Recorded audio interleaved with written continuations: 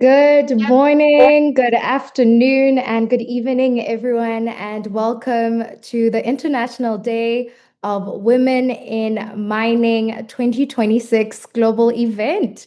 My name is Hofaone Modise. I know that that name has a bit of a struggle for some people. So if you can't pronounce that, I think a name that's close to that is Beyonce. So you can choose either one. I'm so grateful and super excited to be your host for today's global celebration. And the reason we're saying global is because we have people from all over the world. I'm seeing that you're already active in the chat box telling us where you're from. And we're so grateful that we're able to come together to celebrate leadership, to celebrate inclusion, diversity, innovation, and collaboration across the mining industry. And this is where you applause. I think I'm doing a good job. How about that? And I think we can do a little clapping emoji there. Awesome. So we're so pleased to have such a strong global presence with us today. We know that we're joining us from every corner of the world. And again, we are grateful. We know that it's 11 p.m. for some of you, and for others, it's still 8 a.m. or midnight. So thank you for making the sacrifice regardless. And do please continue telling us where you're from in the chat box. So whether you're connecting with us from a mine site, from an office, or like me at home, or university campus, or you have troubling Wi-Fi and network because you're traveling, but you still wanted to participate, thank you once again for being part of this global celebration. And so before we begin, let's quickly go through the house rules. So number one, please remain muted throughout the event. We don't want any interruptions and we all want to hear one another seamlessly. We also encourage everyone to participate actively in the Zoom chat and share your reflections throughout your today's discussions. And if possible, please turn on your camera. We'd love to see those beautiful and handsome faces as we celebrate today's incredible global community. Today's event is also being recorded, so screenshots will be taken. If you have a best side, I suggest you stay that way throughout the whole session. And also, it'd be lovely if you would be able to rename yourself your full name. So I would be going by Hofano or Beyonce, but the team wouldn't let me, so it's okay. And to make today's event accessible and possible, live captions are available. So to make today's event accessible, as we were saying, as we are celebrating inclusivity and accessibility for all, we want to ensure that everyone is able to communicate and understand what's happening today. So we have captions available throughout the session in 35 languages. So if English is not your main language, it's all right. Please follow the steps. And as you can see on the screen there, first locate the show captions button in your Zoom toolbar. If you don't see it, simply click more and then select show captions. Next, click the small arrow next to the captions button and make sure that translation is turned on. Then ensure that the speaking language is set to English and last, or your preferred language. And from there, you will see, or rather, select English. It's set to English. And then from there, you'll be able to select that English portion and select your preferred language. Captions will appear automatically on your screen throughout the event.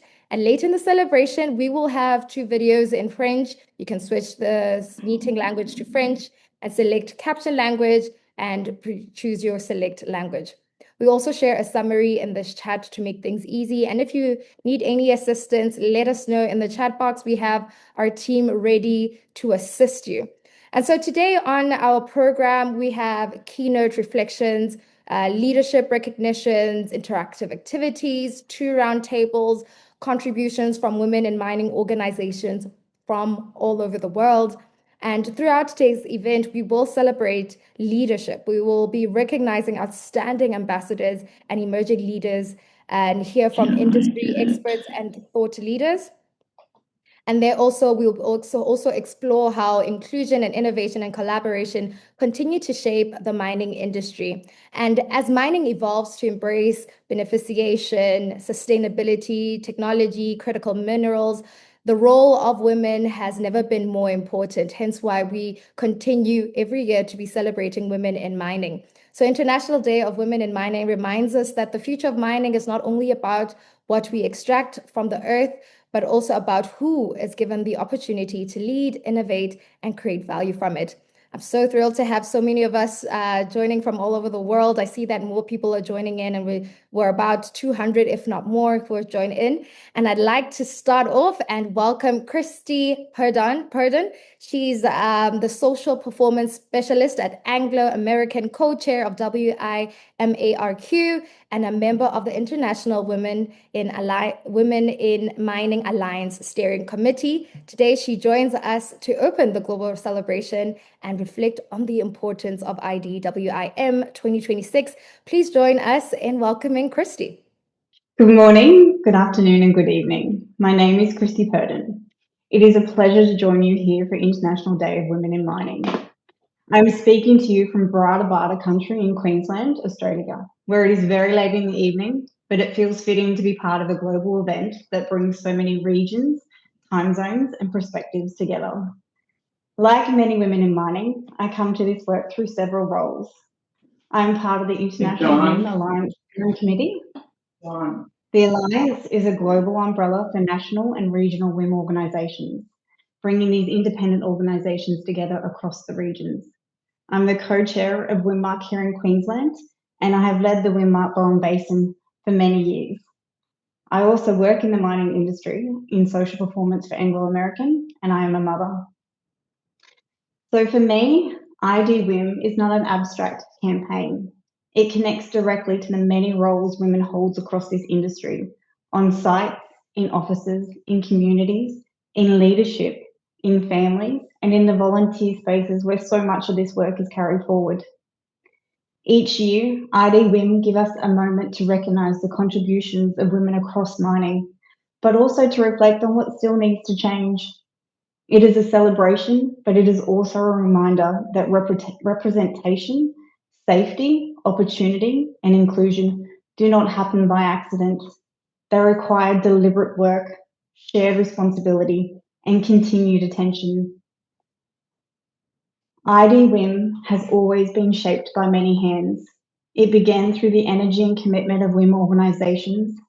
It grew through the support of IWIM and many partners across the sector, and it continues because people and organisations around the world make it meaningful for their communities each year. As IDWIM enters the next chapter within the International Women Alliance, the opportunity is to strengthen that shared stewardship, with WIM organisations continuing to be central to how the campaign grows, evolves, and remains connected to the communities it represents. As a steering committee member of the International WIM Alliance, I see this as an opportunity to strengthen connection across the network, to support the visibility of WIM organisations, and to keep building a campaign that reflects the diversity of women's experience in mining around the world. This includes women at different stages of their career, women from different regions and cultures, Indigenous women, women in operational, technical, and leadership roles, and those are still finding their place in the sector. Thank you to everyone contributing to IDWIM this year, including the WIM organisations and volunteers who continue to make this campaign global, grounded, and relevant. I wish you all a meaningful and energising event. Thank you. Thank you so much, Christy. And so now we'd like to welcome Ben Chalmers. He's the Senior Vice President at the Mining Association of Canada, which leads to the Towards Sustainable Mining initiative. Over to you, Ben. Hi, thank you. It's a pleasure to be here today to celebrate International Women in Mining Day. I'm speaking to you from the unceded territory of the Algonquin and Anishinaabe Nation, also Ottawa, Ontario, Canada. And I was asked to speak a little bit about some of our work and standards. Through the Mining Association of Canada, I run the Towards Sustainable Mining Standard, which is celebrating a big year this year with respect to inclusive workplaces, in that this is the first year of mandatory reporting for our equity, diversity, inclusion protocol, as well as our new safe, healthy, and respectful workplaces protocol that were developed and implemented over the last few years. And I wanted to speak a little bit about the history. And one of the things that we've observed over the last little while is how important this has become to the industry. TSM was launched in 2004, and we made decisions to introduce new protocols in other areas in 2010.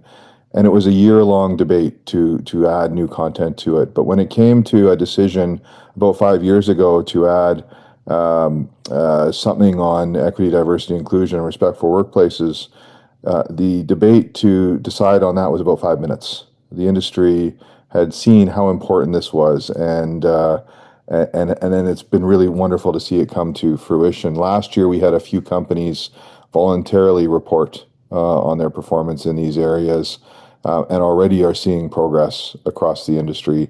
This year, it'll be the first year that everyone reports.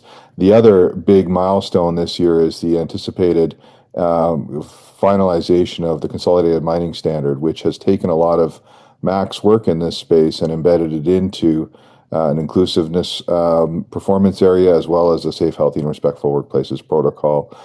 We are hoping that this will drive performance around making sure our workplaces are diverse and inclusive and also very respectful across the world. To date this year, we have been incorporating comments from our second public consultation period that included about 3,000 comments on top of the 5,000 that we received last year.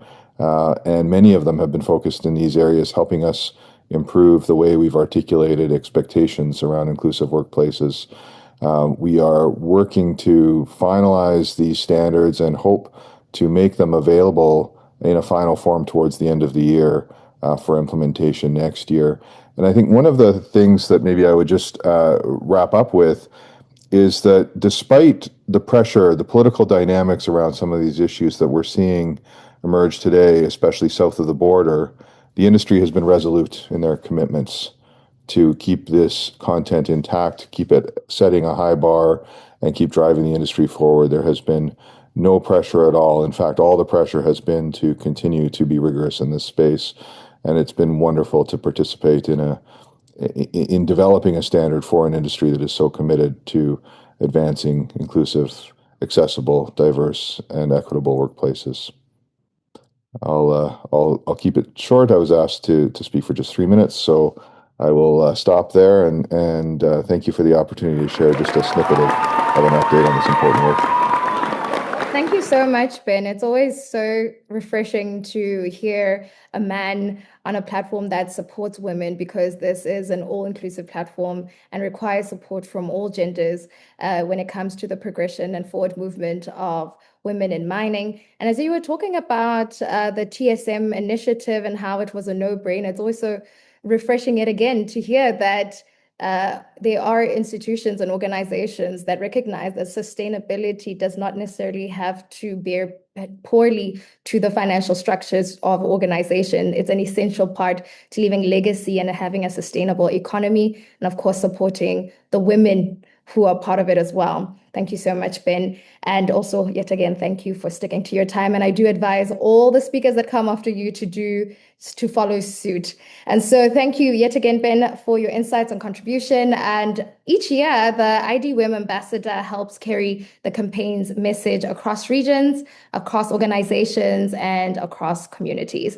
And so before we welcome this year's Global Ambassador, we want to thank every person who has represented IDWM over the past year. So please join me in welcoming our IDWM Global Ambassador, Rano Komsimova.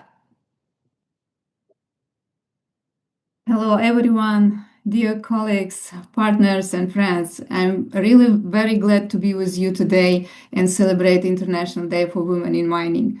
Last year, when I was appointed an IDWM ambassador, I stood here and shared my personal path into mining. 1 year later, I find myself looking at that experience differently, not only through my own story, but through the many stories I have heard from women across our industry. At Naui Mining, where I work for, we see the progress not as something already achieved, but as something we are still working through.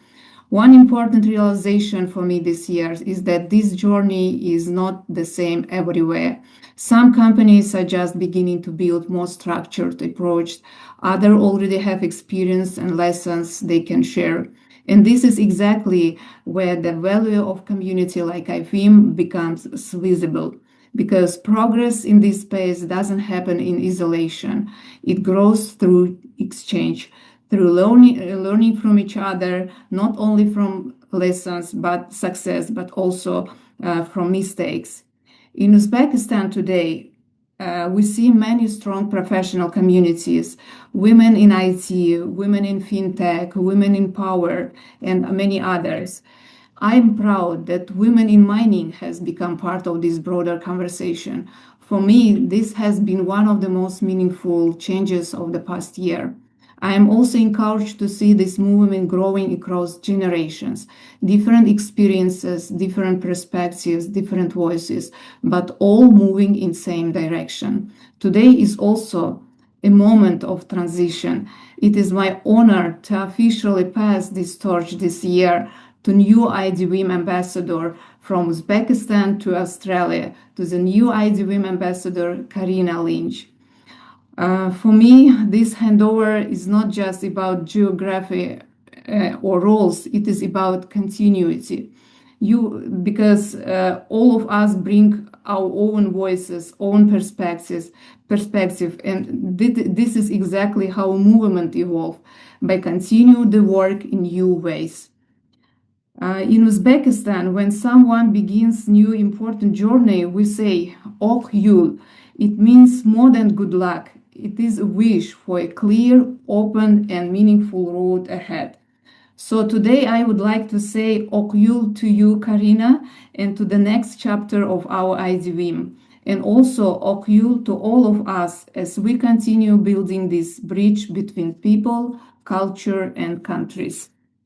My term as IDWIM ambassador is coming to an end, but the work itself continues because I continue it within my company, across the region, and together with the community we are part of, because I'm also in mining and I belong.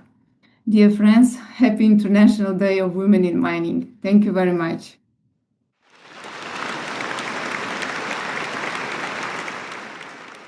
Thank you so much, Rano. Your voice has been so impactful even before your ambassadorship, and even we know that even post it, you will continue to share your voice and continue making the impact that you have. And so now it's my pleasure to introduce our IDWIM Global Ambassador 2026 to 2027, Karina Lynch, who is a Principal Asset Improvement at BHP and Co-Director of Indigenous Women in Mining and Resources Australia. A proud Yubunganti, please do correct me, I'm so sorry for butchering, woman from Western Cape, York in Northern Australia. Karina brings more than 16 years of operational leadership experience alongside a strong commitment to Indigenous women's leadership, community connection, and meaningful participation across the mining resource sector. And she cares about what she does and surely will create the impact during her tenure. Let's all welcome Karina Lynch. Thank you very much. Thank you for your kind words. Firstly, good evening, good morning, everywhere in between, coming to you from Australia. It's very late at night here. I'd first like to begin by thanking the previous ambassador, Ms. Kozimova. I do apologise if I have got the pronunciation wrong, for your very kind words and for the passing of the torch, and also for IWIM for the incredible honour of being named a global ambassador. To represent this global network of women is something I am deeply proud of. And as an Aboriginal woman, we would call this deadly. So feel free to use that wording. I just want to acknowledge why a day like this matters so much to me. Because spaces like this didn't exist for many of us when we first entered the industry. We didn't always see ourselves reflected in leadership, in decision-making, or even in the conversations shaping our future. I also want to acknowledge the women who came before us, the ones who did the hard work, the ones who broke down the barriers, challenged the system, and advocated tirelessly so that we could be here today with more opportunities, more visibility, and a lot more voice. We stand on their shoulders, and that is something that we should never take for granted. My journey in mining didn't start in leadership. It started in the cab of a truck as a green operator. Nervous but very determined, I was stepping into a world that was far bigger than anything I'd known. Bearing in mind, I was coming from a corporate world where I was now in high vis every day. And look, it's not always the most flattering color scheme, is it? Let's be honest. But I didn't just step into mining. I stepped into it carrying 3 minority identities every single day. So I was a woman in a male-dominated industry. I was a gay woman in environments where, well, look, to be honest, diversity wasn't always visible. And I'm a proud Aboriginal woman carrying my culture into spaces where my people have very rarely been represented. Bearing in mind, this was 16 years ago. Navigating that wasn't always easy. I had to prove myself. Sometimes I had to prove myself 3 times over just to make anyone see me. I had to decide when it felt safe to be fully myself. And I carried both the weight and pride of representing more than just me, my community, my ancestors, and the next generation. Now, there were moments where it would have been easier to shrink, to stay quiet, to fit in. But I learned that progress doesn't come from shrinking. It comes from showing up fully, authentically, and unapologetically. And that's exactly why rooms like this matter. Because when women come together across countries, cultures, and lived experiences, we don't just share stories, we create momentum. It's a giant wave. We create change, and we make it easier for the next woman to walk into a room and know that she belongs. Look, mining is changing, and the most powerful change is this, that the diverse voices are finally being heard. Women, LGBTQIA+ people, Indigenous people, we are no longer on the edges. We are helping shape the future. So to the women starting out, you belong here, and your difference is your superpower and your strength. To the leaders and the advocates, thank you. Please keep going. Keep building workplaces where people don't have to choose between being themselves or being successful. And to anyone who has ever felt like the only one, your presence really matters. Your courage is opening doors for others. And I started as a green operator, inexperienced. And today I don't just stand here representing myself. I stand here representing possibility. Possibility for every young woman who's been told, look, the industry is probably not for you. Possibility for every Indigenous girl who hasn't yet seen herself in these spaces. Possibility for a future where diversity isn't something we fight for, it's simply who we are. So let's honour those who came before us by continuing their work. Let's show up for those coming after us, and we're going to hold that door wide open. And let's not just be part of change, let's lead it together. Thank you, and stay safe.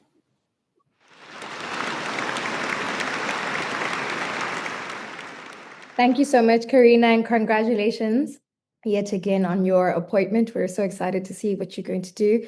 And congratulations. Beyonce.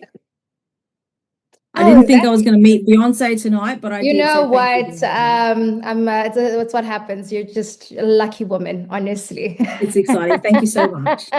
Don't sue me if you know her personally. But congratulations yet again. Your speech was both inspiring, full of heart. You do seem like a woman who pushes through a lot of barriers, and like you said, you do leave the door wide open for others to follow suit. So we're really excited to working alongside you throughout the coming year.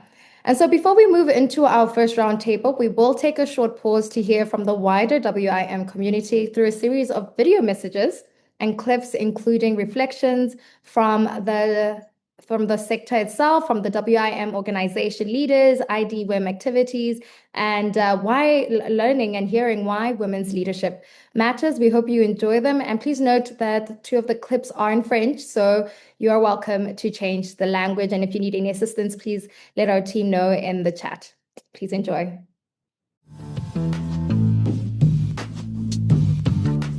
Hello, everyone.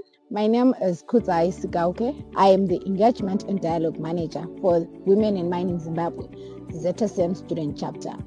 I am currently in my final year at Zimbabwe School of Mines, pursuing a diploma in metallurgical engineering. I did my internship at Morwa Diamonds, known as RZT Morwa. We celebrate International Women in Mining Day 2026 under the theme Voices of Impact. We recognize the importance of empowering women in the mining industry and creating inclusive spaces for growth and leadership. Through our student chapter, we encourage young women to pursue careers in mining, metallurgy, and engineering while boosting their confidence and improving their leadership skills.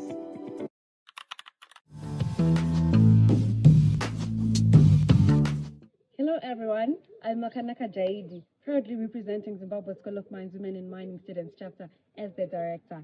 Over the past year, we have worked to empower young women in mining through mentorship, leadership development, gender sensitization programs, community engagement, and advocacy for inclusive workplaces. We believe that when women are given opportunities to learn, lead, and thrive, the entire mining industry benefits. Through collaboration, education, and collective action, we are helping to build a future where women are not only participants in mining, but leaders and change makers. As we celebrate International Day for Women in Mining 2026, we reaffirm our commitment to create a mining sector that is diverse, equitable, and sustainable for generations to come. Together, our voices create impact. Thank you.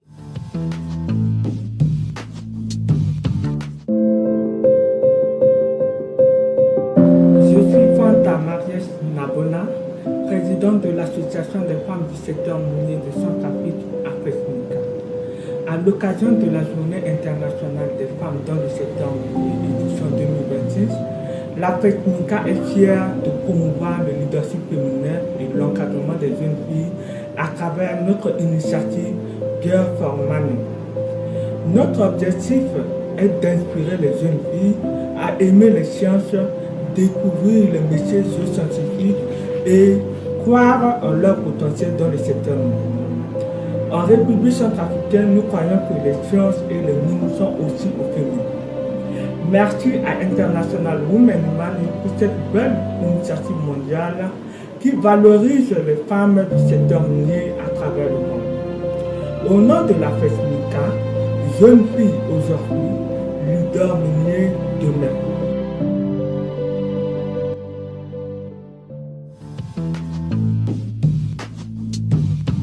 Did you know that over 90% of our diamonds are bought for women or by women? What I'm saying is that a woman is a common denominator when it comes to matters relating to a diamond.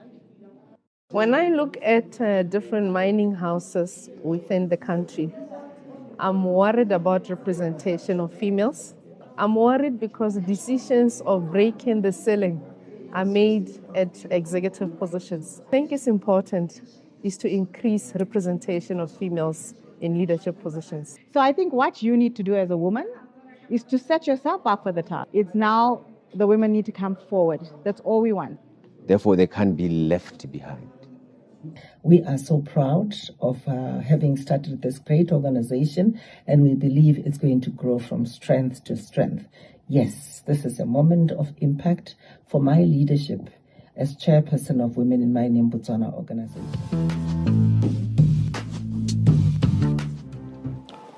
Merci pour votre fidélité. La Journée internationale des droits de la femme sera célébrée demain. En prélude à cette célébration, des femmes travaillant dans les mines artisanales de Dabakala ont participé à une journée de sensibilisation, une activité du réseau des femmes du secteur minier de Côte d'Ivoire pour promouvoir leur autonomisation. Reportage, Laure Goretti, Charles Tatou.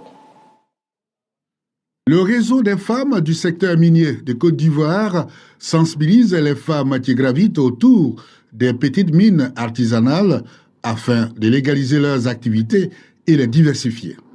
Une délégation des membres de ce réseau s'est rendue à Dabakala en vue de rencontrer les femmes de ce département. La mine finit. Là où nous sommes, les activités sont en baisse et elles le sentent actuellement. Et pour que la mine finisse très bien pour chacun d'entre nous, quand on a un revenu, il faudrait pouvoir l'investir. Nous sommes venus leur montrer comment est-ce qu'on peut concilier la vie de la mine et l'autonomisation financière. Message perçu 5 sur 5 à Dabakala. Ce qu'ils ont dit là, c'est la vérité, parce que le travail de haut là, un jour, ça peut finir. Ça correspond, on dit, on n'a qu'à ajouter l'autre travail au-dessus.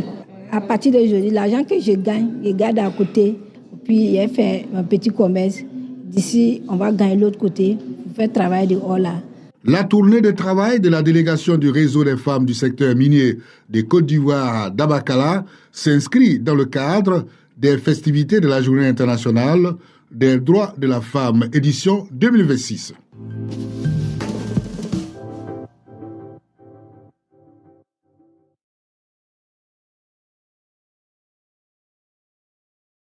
We can appreciate that organizations from all over the world are making a commitment to DEI. And the only challenge we have now is transforming these commitments to measurable and sustainable actions. And so, if you're tired of hearing my voice, you're in luck. We're moving on to our first roundtable, and it's titled From Commitment to Credibility. This conversation will explore how organizations move beyond commitment and transform intentions into measurable action, accountability, and lasting impact. Moderating today's session is Maria Jose Rodriguez, IDWIM 2026 Global Event Co-Lead, mining lawyer, and ESG consultant. Joining her today are Carolina Rojas, Head of Mining and Lead Mining Specialist at the Inter-American Development Bank, Raksha Naidu, CEO of the Particle Group, WIMSA Board Director and past Chair, and Dorina Quinn, Chief People Officer at IAMGOLD. Please join us in welcoming our moderator and respective panel. Maria, over to you. Thank you, Hofaone. I am so grateful to join you once again as the 2026 IDWIM co-lead alongside the talented Audrey Lembisky. Today's mining sector is undergoing a massive transformation, shifting toward automation, sustainability, data-driven decision-making, and intense community scrutiny. In this modern landscape, women aren't just participating. We are uniquely positioned to turn high-level commitments into operational and long-lasting realities. Today's first panel discussion will be about how women are driving execution and accountability in mining today. I am incredibly honored to be joined by three phenomenal global leaders, Carolina from Colombia, Raksha from South Africa, and Dorena from Canada. Each has forged outstanding professional paths in their respective fields. But what truly sets them apart is how they look beyond their day-to-day responsibilities to truly empower other women and drive meaningful change in challenging environments. So I want to start with Carolina, the first question. We know, Carolina, that through the Inter-American Development Bank, Latin American Caribbean Minerals Initiative, the bank is supporting countries across Latin America and the Caribbean to strengthen governance, attract sustainable investment, and promote more inclusive mineral development. Based on the IDB's gender work in the sector, what policy and institutional actions are most critical for governments to expand women's participation in mining, not only jobs, but also technical roles, leadership, supplier ecosystems, and local decision-making? Over to you, Carolina. Thank you, Maria Jose. It's really an honor to be here today in the International Day of Women in Mining, a day that is very close to my heart because I've worked for this issue throughout my entire career. And that is because I am convinced that mining is not about what we extract, but really how we transform the lives and who we include in the transformation of the lives through mining. And that is precisely what the IDB does. The Inter-American Development Bank is the largest development bank in Latin America and the Caribbean. And in mining, its strategy is precisely to take advantage of the mineral resources of the region and to transform the lives of the citizens of those countries in an inclusive manner. And we have been working in this space for a while, but this year we have revamped our work through a new initiative called IDB LAC Minerals, which works in three pillars. One is to improve policy and regulatory reform. Second, de-risking of mining. And third, infrastructure and value creation through tools such as loans and investment, and financial products. Also through technical assistance and knowledge and partnerships. But specifically with regards to gender in mining, there are four approaches that we have established throughout the years. The first one is that we need better data and diagnostics. We need to better understand what the current state of the participation of women and its different particular issues are in different countries. That is something that the IDB has worked in Peru and Colombia. When I was Deputy Minister of Mines, we established the first baseline of the participation of women in mining, and that was funded by the IDB. So that is the first strategy. The second is to build stronger institutions and public policy.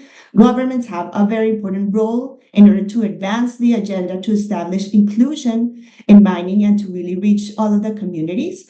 And that is something that we have done, for example, in projects in Argentina, where we promoted analysis of how public and institutional processes work. The third is working on value chains. A lot of the value that is around mining is precisely in those suppliers of the value chains. And how do we make sure that there is women in those small and medium enterprises that are providing those bigger mining projects in order to create value? That is something that we worked for example, in Peru. And finally, to remind that mining is not done in cities, it's a territorial approach. It's usually done in rural areas where usually the best jobs in those rural areas are associated to mining projects and their suppliers. And so we need to focus on how to increase the participation of women in those territories, how to increase the probabilities that these women are being hired by these projects. So in summary, our approach in terms of gender is better data, stronger institutions, targeted value chains, and a territorial approach.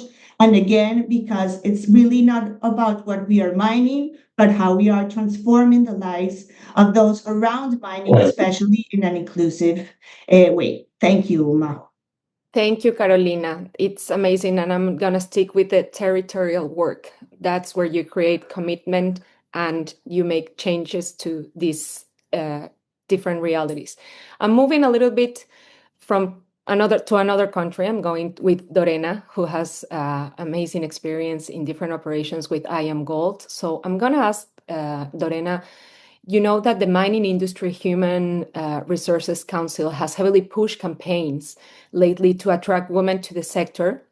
Yet we have data that shows that while initial recruitment occasionally spikes, retention remains a massive leak in the pipeline, with female representation sharply dropping off due to systematic culture issues, lack of upward mobility, and fly-in, fly-out scheduling. Considering this reality that we have, what are you shifting your HR strategy away from a purely recruitment focus, and how are you doing that approach? Okay. And good morning. Thank you, Maria Jose. Good afternoon and good evening. Thank you so much for this opportunity to share a perspective and point of view. And you're absolutely right, Maria Jose. I think the industry is continuing to advance, attraction, but the data is clear. We're still losing women along the way. So yes, for IAMGOLD, the shift has really been about rebalancing towards retention, experience, and inclusion. One intentional change is moving from, representation as the goal, led, inclusively by HR, to, inclusion as the driver of outcome. Because as we've seen, hiring alone doesn't change anything if women don't feel that they belong or see a future with an organization. And, we've had situations when I first began at the company where a site may have achieved its targets, but the other collected data points told a very different story. Lower scores on voice, development, and belonging. Or even hiring women in non-leadership roles, cooks and cleaners at site is not quite advancing the real goal of women in the workplace. And that's what pushed us to evolve, our own scorecard to include inclusion and employee experience metrics, not just headcount. So the question we now ask at an enterprise level is, what is the experience once people arrive? And does it enable them to stay and grow? And so there's been a couple shifts. The second shift is that inclusion is no longer a standalone initiative. It's embedded into how we run the business. It sits in leadership expectations, it sits in site practices, and in governance. At the site level, we've had leaders, take ownership of specific inclusion actions coming out of employee listening, for example, addressing how team meetings are run to ensure all voices are heard. And looking at how to shift assignments and how they're allocated. And these are very, very small operational changes, but they have a disproportionate impact on daily experience. And we, as an organization, rely heavily now on employee listening tools to surface those insights, not just assumptions. So data is key, and we heard that earlier as well. And employee listening tools, they can be site-based working groups and committees or other feedback mechanisms such as surveys. And the third shift for us has been being more deliberate about removing structural barriers. We've talked a little bit about this already. In mining, we can't ignore realities like scheduling, site conditions, and progression pathways. We've introduced a bit more flexibility where possible, whether that's looking at roster design or where certain roles can accommodate different working patterns. So we've invested in targeted leadership programs as well, like, taking the stage to build confidence and visibility for women moving into leadership roles. And we're also starting to see progress in representation at leadership levels, which is absolutely critical. And this is a leading indicator that we are improving. So for me, this redirection is quite simple, but it's important. We've moved from how do we attract women into mining to, how do we create an environment where they can stay, grow, and lead? And that's ultimately a culture and leadership question, not just a recruitment one. Excellent. Thank you so much, Dorena. We truly appreciate the efforts that you're doing, and we can see those realities making a real change. Now I'm gonna go with Raksha. I wanna ask you, Raksha, from the South African context, we know that the Mineral Councils refreshed the WIM strategy, deliberately consolidated its focus down to 5 core pillars, heavily emphasizing the transition from fragmented, compliance-driven box checking to a cohesive, operationalized culture shift. As a female CEO that you are, you understand intimately that policy on paper doesn't automatically translate to safety and psychological comfort on the mine phase. How are you leveraging your leadership to ensure that the strategy's primary pillar, creating equitable and dignified workplaces, is practically felt by the woman underground, particularly regarding the zero tolerance enforcements against gender-based violence and harassment, and the rollout of gender-appropriate PPE? Hello, everybody. Thank you so much. It's truly an honor to be here as well, and happy International Day of Women in Mining. So from a South African context, and I think the work that the Minerals Council of South Africa has done is so important because their 5 pillars represents the complete ecosystem of what it is that we should be looking at, because it's a story and it's a journey in terms of how women in mining not just function, but thrive as well, ultimately. And I think one of the biggest things from a leadership perspective, and as I've seen it through my journey, is to create that safe and dignified workplace. It's got absolutely nothing to do with what's on a piece of paper, on a pretty policy. It is literally how we feel every day when we show up to work. So I draw from my own lived experience and from the challenges that I felt through my early days of my career. And I almost try to make sure that I don't allow someone else to feel the same way. I think we do a lot of work in terms of focusing on how do we create that psychological safety in the workplace? How do we have women that are appreciated and recognized for the fact that they are a woman as opposed to trying to fit into a man's world? And that's where I think the entire issue of the rollout of gender appropriate PPE, whilst it's such a simple basic requirement, it's so necessary because we all have different body shapes. I don't know, you're not trying to squeeze yourself into something that's not meant for your body type, et cetera, et cetera. And I think women feel that they're appreciated and they're seen by doing so.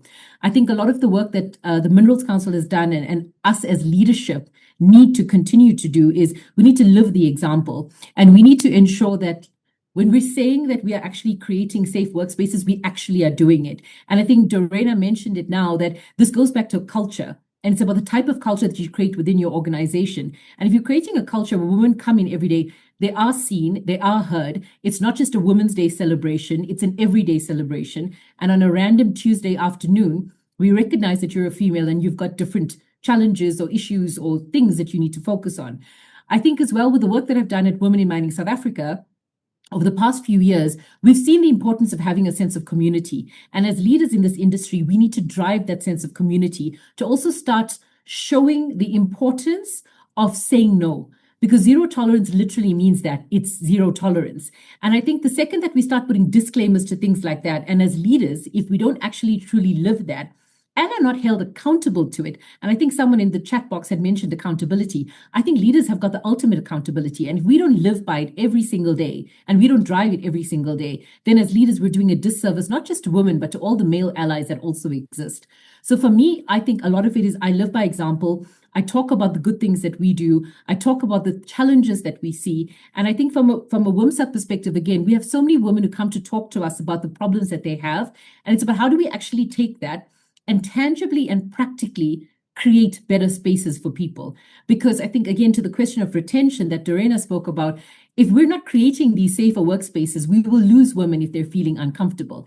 And then we're not going to have a mining industry to fight for anymore. So whilst it's important to bring more and more women into the industry, as leaders, we've got an imperative task of making sure that we retain them by creating psychological spaces that make it okay to be different. Because I mean, being a female is a superpower here, but you're not different in a negative context. You're different from a very positive standpoint as well. Thank you, Raksha. That is a really important and thoughtful insight of the work that you're doing through WIMSA as well. So we congratulate you on that. Now I'm moving back to Carolina. I want to ask you, we know that the IDB's environmental and social policy framework gives a specific importance to gender equality, inclusive stakeholder engagement, and effective grievance mechanisms. In the mining sector, what lessons has the bank learned about how governments and the public sector can translate these standards into practice to reduce gender-based risks, improve reporting and response mechanisms, and make mining environments safer and more inclusive for women? Thank you, Maria Jose. And yes, we operate at the IDB under our environmental, social, and policy framework, which basically allows us to translate our commitments into the actual operational practice of the IDB. And this framework not only includes gender equality, but diversity in a broader sense, because we include Indigenous peoples, Afro-descendants, peoples with disabilities, LGBT populations, and all of this around the idea of stakeholder engagement, and also allowing all of the communities and societies in the region to address the issues at the IDB's grievance mechanisms throughout the project cycle, since their inception, their design, their implementation, and their monitoring and evaluation. And through the implementation of this platform, we have had like three main lessons.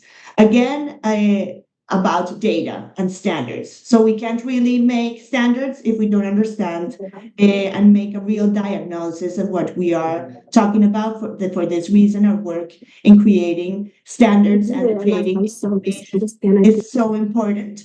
And for example, in Chile, we developed a project that produced analytical work on women's participation and also gender-based risks, to the point that both Rashka and Dorena mentioned about what risks women have in their operations, and provided some recommendations in terms of workplace conditions, infrastructure, complaint and grievance systems, and the like. So doing the right diagnosis is very important in order to define these standards and procedures. The second is grievance mechanisms that must be accessible and trusted. And I really liked a word that Rashka mentioned, which is to be accountable. I think in these issues, we all have to be accountable. And the IDB is a multilateral development bank that really promotes the participation of all actors from the civil society through its grievance mechanism. So if there's something that requires better attention or that requires more information, there are mechanisms throughout our policy in order to do that. And finally, again, that the role of the government is very important. I work in the sovereign window of the IDB, and that's why I refer so much to the governments, but also because in my personal experience and in my career, I have worked with governments for many years. And for example, this part of information is also important. And for example, in Colombia, are the diagnosis, the basic data, the baseline that was provided through an IDB-funded project, enabled to refresh and to include the gender perspective into our sector's human rights policy. So there's a very important role for policy in order to advance the issues of gender through the lens of inclusion and including gender into the standards. But all of this, again, is important because, again, it's not about what we are mining, what are the actual minerals that we're taking out of the floor, but really how we are transforming the lives of the people who are around the mining projects, and that includes not only women, but diverse populations, more broadly defined. Thank you, Carolina. So important to work with the governments in hand as partners, right?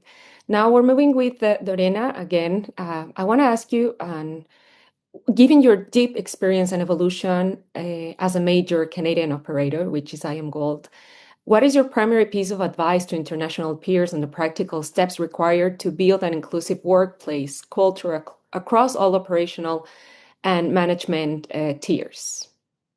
It's a great question. If I had to distill it into, just one idea, it would be that inclusion has to be treated as almost like a business system, not an HR program. It really needs to be fully embedded into how the organization operates and not adjacent to it. And for us, as an example, that means those inclusion metrics are part of the scorecard. Leadership discussions, including succession planning, are not separate reports that sit on the side of a desk. And so there's that linkage to performance and talent strategy, which is critical. And the second piece is focusing on, and we've shared this already, is, what people actually experience day to day. We've seen cases where policies are in place, maybe there's flexibility, but employees didn't either feel comfortable using the flex, or didn't see them applied consistently. And that gap only becomes visible when you measure experience directly, back to data. And then there is the important part is translating this for us as a global organization, and I sit in the Toronto office, but translating this into local action at the site level, not a generic program from corporate. Our focus is on retention, which ultimately comes down to whether people see a future in the organization, retention and culture and engagement. And one of the most powerful shifts we've seen is when women move into visible operational leadership roles with an emphasis on leadership. It starts to change the perception for everyone coming behind them. And our three minds have made this a priority. And you attach that visibility, combined with either mentorship and sponsorship, and it creates a much more sustainable pipeline. And the fourth point is to address the realities of the operating model. And there's no way about that other than to address it. In our context, that includes rethinking elements of scheduling, because if the model doesn't work for people's lives, retention, engagement, culture will always be a challenge. Even incremental flexibility changes can have a meaningful impact. And finally, and I think the most important point, is that inclusion has to be owned beyond HR. It's where I began. Some of the most effective progress we've seen is when site leaders take ownership, adapting initiatives to their context rather than applying, again, that corporate template. That's when it becomes real and sustainable. So, the advice I'd leave us with is, treat inclusion as how you run the business, not something you layer on top. Culture is defined by what people experience every day. And ultimately, inclusion will show up in the small, everyday moments, who speaks, who is heard, who gets the opportunity. And that's where engagement, retention, culture, a positive culture, is won or lost. Thank you, Dorina. What an important message. Inclusion as a business strategy. I want to finalize this panel and the last questions, last but not least, with Raksha. I want to ask you, as a female CEO, you are uniquely positioned to actively open doors for the next generation of female leadership.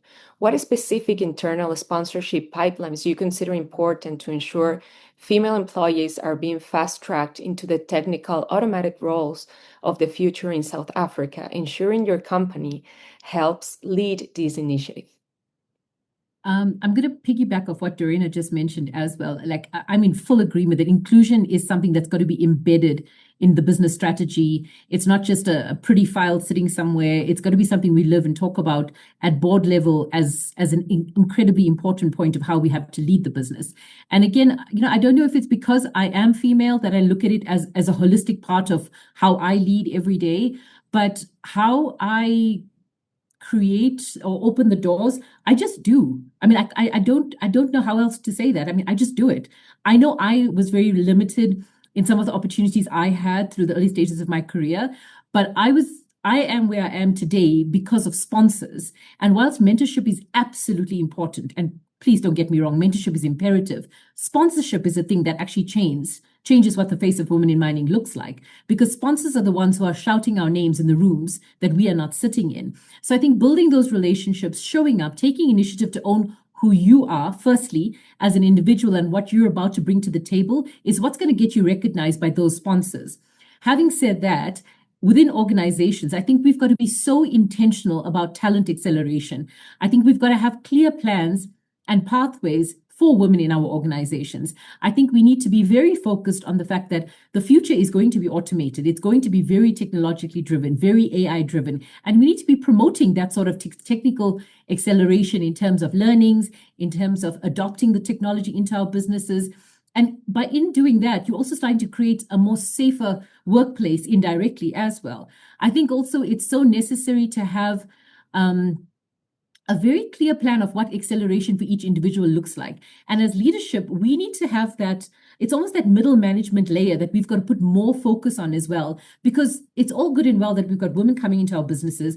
I'm getting my mentors, I'm getting my development work done. Then I get to like a middle management layer, and then what happens? There's no real development program there for me. So I think as leaders, we've got to be very, very intentional about what is it I'm trying to achieve. I also want a woman who is getting promoted, not just to get to a position and then tick a box to say she's female. When she gets there, she's got to be technically competent. She's going to be able to juggle everything that she needs to. She needs to be abreast of all the technological changes and advancements. So I think it's very much a holistic approach, and how we prioritize sort of like cross-functional rotations, how we actually establish the right type of learnership and leadership programs that women need in order to do more. But I'll say it again. It sounds silly and it sounds simplistic. You just open the doors, guys. If you really want to do it and you really want to make a difference as women, it is our duty and it is our imperative, like an essential duty, to lift each other up. We can't just be saying these things. We've got to actually do it. And so for me, like, I'm incredibly proud. My organization we've got more than 44% female representation. And it's something that I went out and actively focused on. And it's not just people who are there to tick a role. I mean, like, many of my senior managers, they're all technically competent, technically capable, and I'll continue to do so. But in doing that as well, I've ensured that I focus on my male employees to be open-minded and to be embracing women also in the right way, so that as a collective team, we are representing ourselves a lot better as well. But for opening the doors, guys, just open the door and let them come in, and then let's work together from there. So yeah, as simple as it is. Thank you so much, Raksha. I truly appreciate having a conversation with you, three amazing leaders. Thank you, Dorina, Carolina, and Raksha. We're running out of time, but now, to close the first conversation, we want to turn things over to you, viewers from all over the world. We love to hear your thoughts on two questions related about this first panel about commitment and credibility. So we're going to have two questions. Can we please show the poll?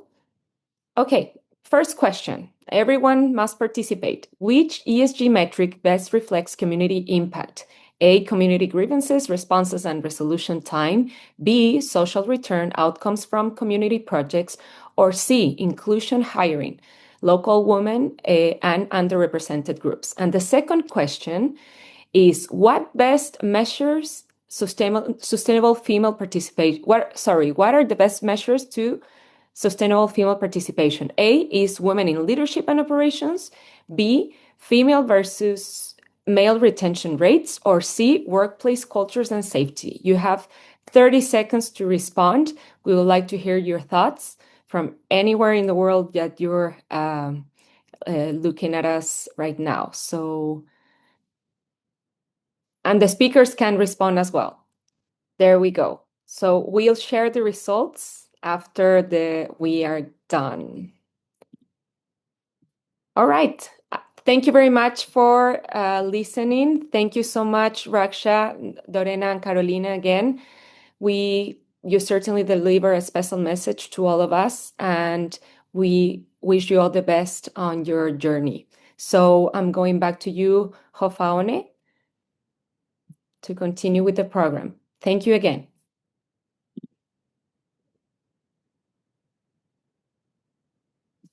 Thank you so much. And Maria, thank you to you and your respective panel. It was both insightful and very practical on how we can move from commitment to credibility.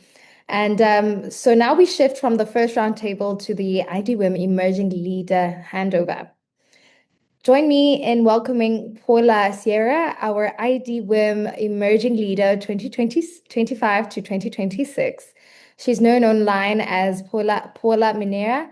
Paula creates educational mining content across social media, helping make sure that the sector is more accessible and visible and reaches a wider audience, especially young people such as myself. Paula, thank you for joining us today. Hi, thank you. Can you hear me fine? Yes, we can. Yes. Okay. Good day, everyone. Good day, everyone. Today, I want to speak from the heart.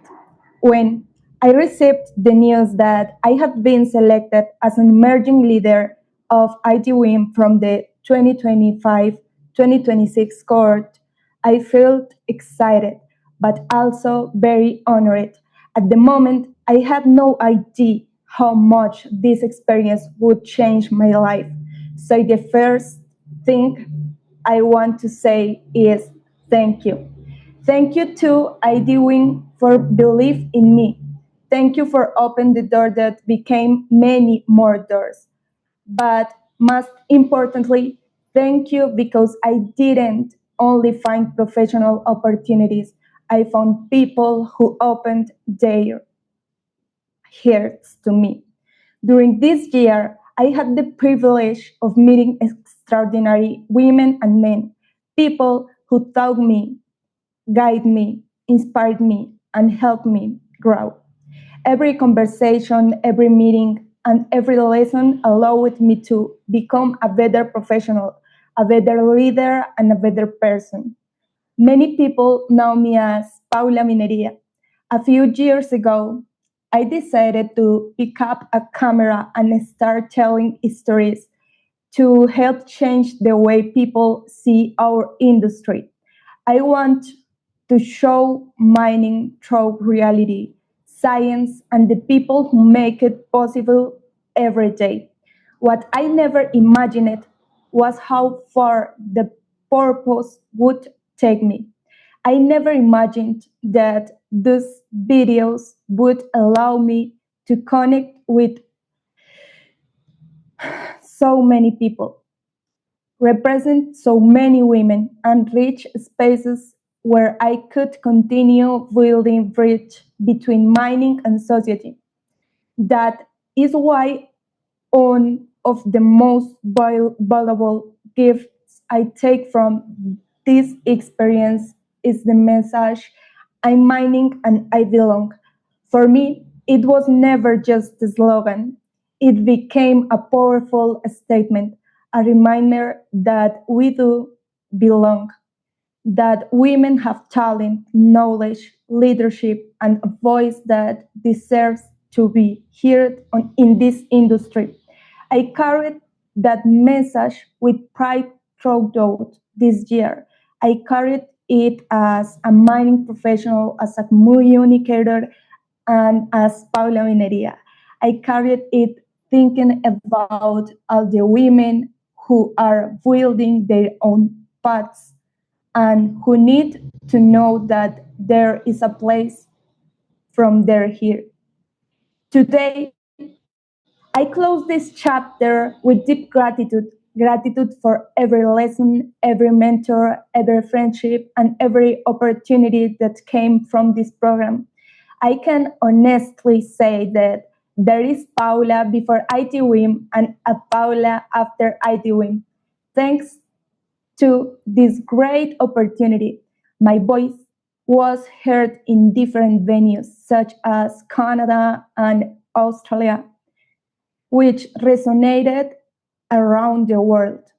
And now, with great joy, I pass this opportunity to Tendai. I'm sure she will continue inspiring others, growing as a leader, and leaving her own mark on this wonderful community.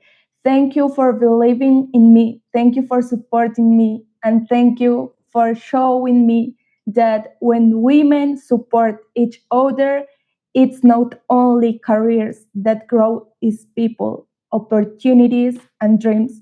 Thank you very much. With love, Paula Mineria.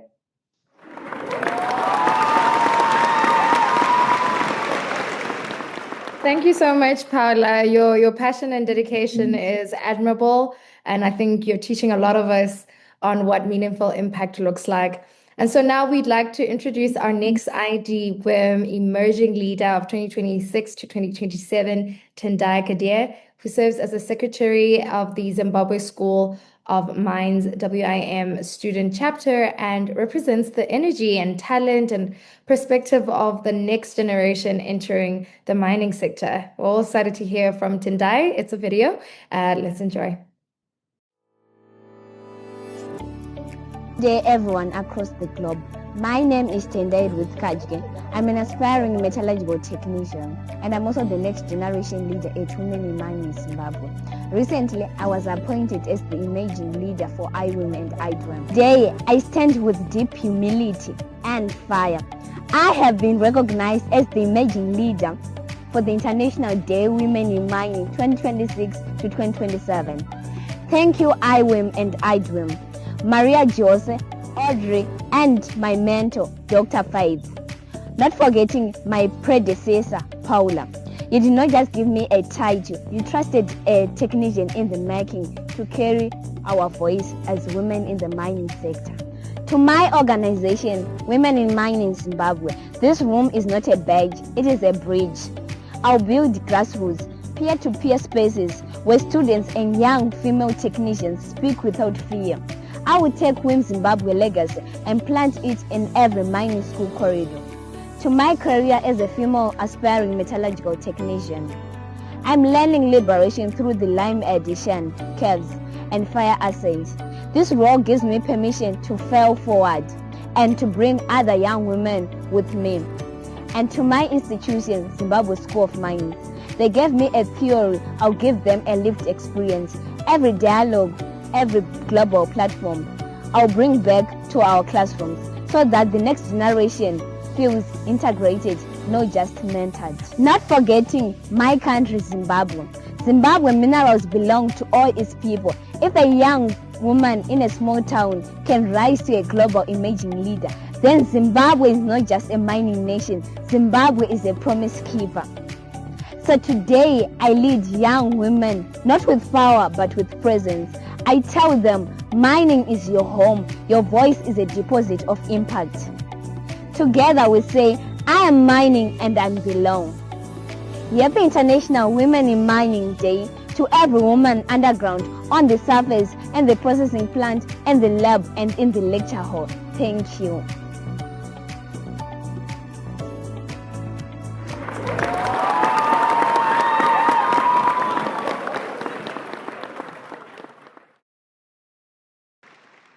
You can definitely tell with the conviction, energy, and passion in which Tendai speaks. There's going to be fantastic leadership, and having her voice is going to be such an exciting part of IDWM 2026 to 2027.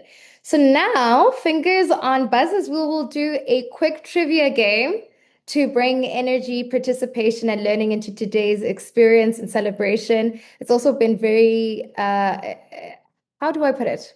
It's been beautiful and somewhat reflective for me to see the comments as well. And so it's really amazing to see your activity despite not actually being able to hear you.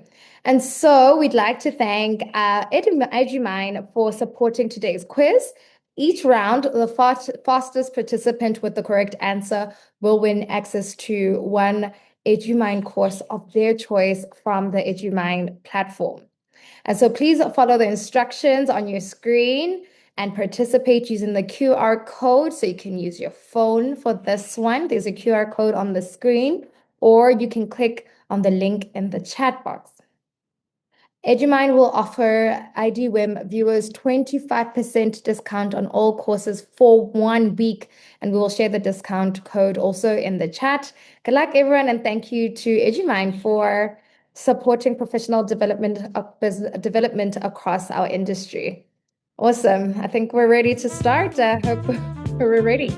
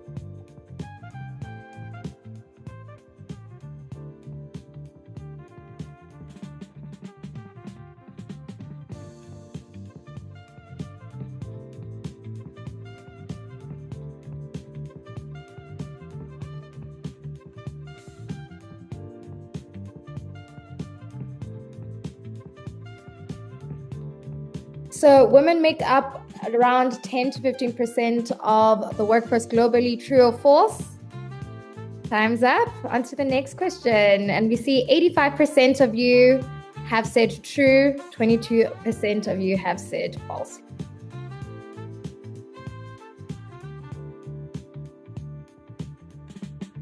So some laws restricted women from working in underground mines. True or false?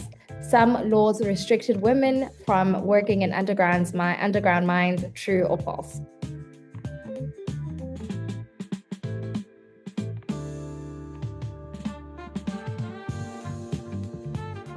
It's 5 seconds left.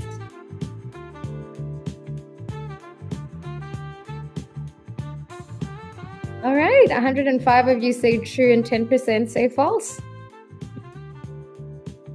I think we can go to the next question. Most employers have stopped prioritizing DEI. Most employers have stopped prioritizing DEI. Is this true or false?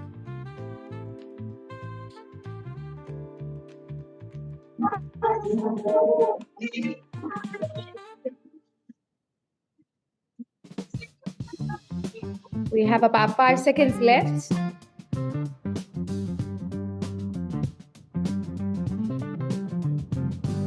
Okay, all right, 44 of you say it's false, and a good 71 of you, 44 say true, and a good 71 of you say false, okay.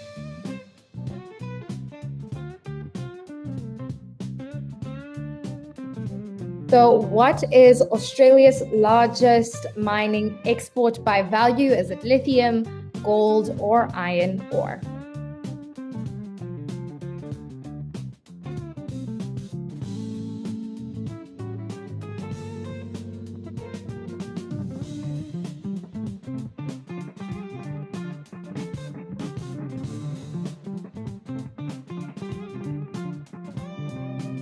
Time's up.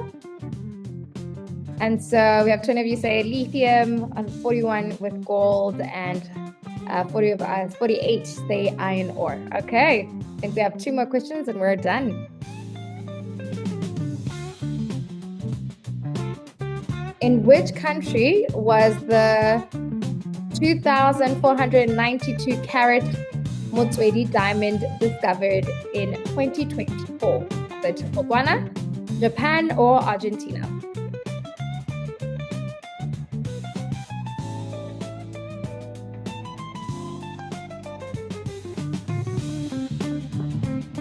Five seconds left.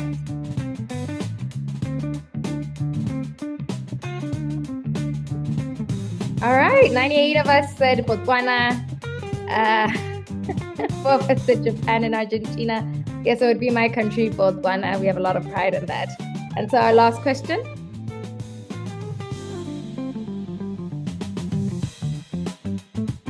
Which country is the world's largest copper producer? Is it the United States, is it Chile, or Canada?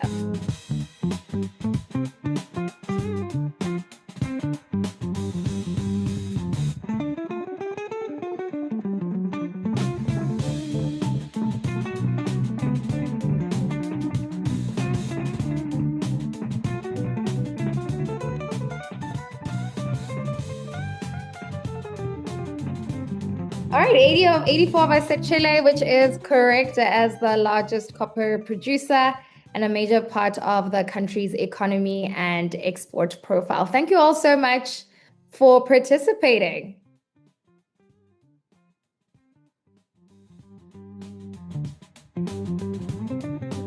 Congratulations, Christina Otero.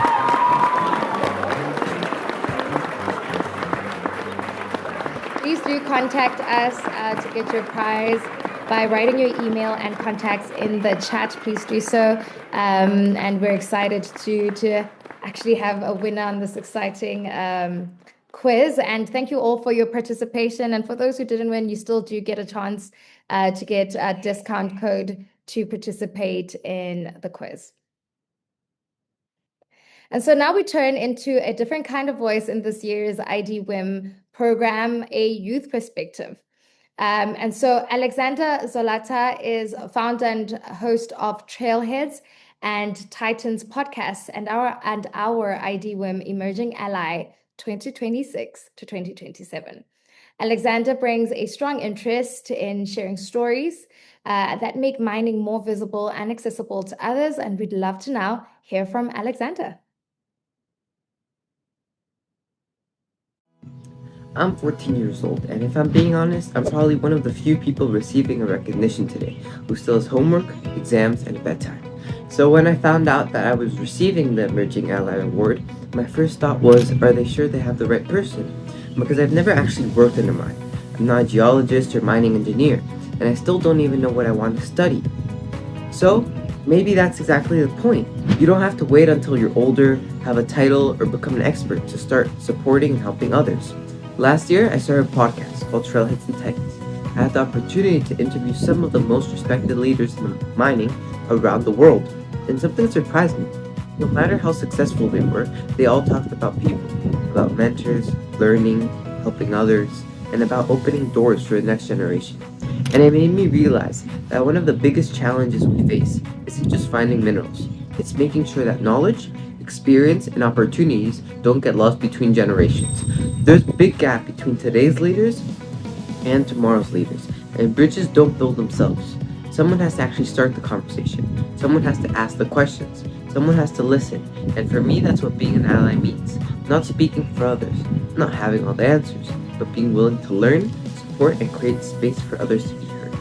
To the young people that might be watching this, don't wait for permission to make a difference. Your age is not a limitation. Your curiosity is a superpower. And to the leaders of today, thank you for investing your time in young people like me. The future isn't built by one generation. It's built when generations work together. Thank you for this incredible honor.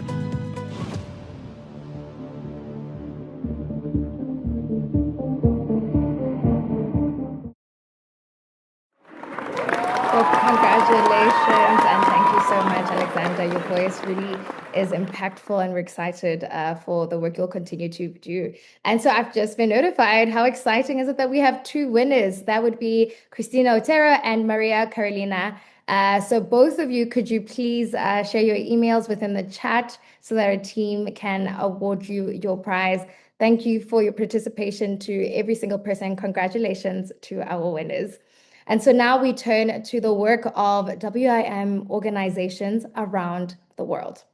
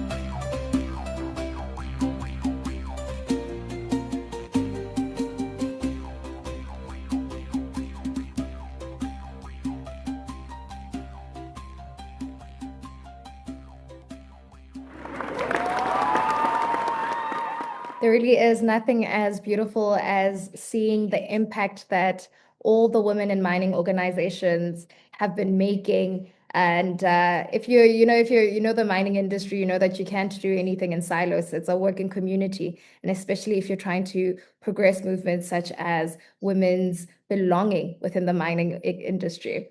And so now we're moving on to another roundtable and looking at innovation and technology and how change in the sector can be shaped more inclusively. So moderating our second conversation is Audrey Limbiski, CEO of Team Synergy Global Consulting. And joining Audrey today are Nelson Trejo, the President Parts and Services Division North and South America at Epiroc and IWIM Co-Chair. We have Chamirai Nyambeze, VP Business Development at MICA and Executive VP Business Development at CEMI. And lastly, we have Val Vanderwyk, Executive Director at Aboriginal Apprenticeship Board of Ontario. Please join us in welcoming our last panel. Thank you, Gafoni slash Beyonce. It is a true honor to once again share this space and serve as the 2026 IDWIM co-league alongside the incredible Maria Jose Rodriguez. Mining is standing at a defining moment in history. The acceleration of technology, automation, artificial intelligence, and digital transformation is reshaping what is possible across our industry today.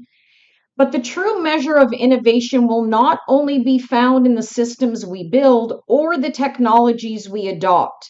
It will be determined by how intentionally we bring people, perspectives, and possibilities together to solve the complex challenges ahead. The future of mining requires diverse voices contributing to the design of solutions, ensuring innovation advances not only performance and productivity, but inclusion, opportunity, and sustainable impact.